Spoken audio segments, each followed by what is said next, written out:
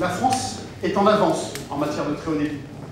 Et ceci nous a permis de créer un véritable savoir-faire industriel dans le domaine de l'aménagement numérique du territoire.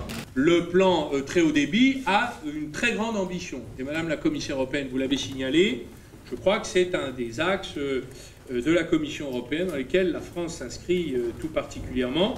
La France est coupée en 3 morceaux, 10 millions de foyers qui aujourd'hui sont en passe d'être câblés ou fibrés à la maison ou en bas de l'immeuble parce qu'il y a la rentabilité attendue. 10 millions de foyers qui sont dans des zones intermédiaires, peu rentables, mais qui peuvent trouver une rentabilité sur le long terme. 10 millions de foyers qui sont sous réseau d'initiative publique, où là, les collectivités locales prennent en charge cet effort de financement. Ces 3 morceaux doivent être terminés en 2022.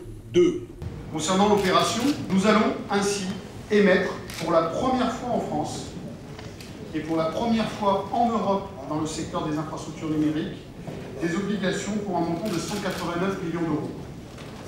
Ces obligations bénéficieront d'une garantie de la Banque européenne d'investissement. Cette garantie a été essentielle pour pouvoir réaliser cette opération dans de très bonnes conditions. Look at what is happening here in France. Learn from it and grab that digital opportunity. And dear friends, it is indeed at stake that in the EU, in France, the technical revolution is a work in progress. But like the nation's broadband speeds themselves, it needs to move faster.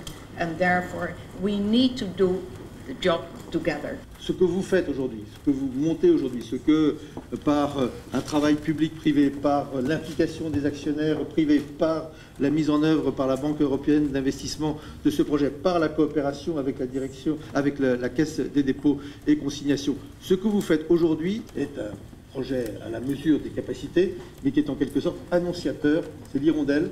Là, cette hirondelle qui annonce, je l'espère, des grands plans d'investissement qui nous permettront au niveau européen comme au niveau de chacun de nos pays de mettre en œuvre cette croissance durable dont nous avons profondément besoin.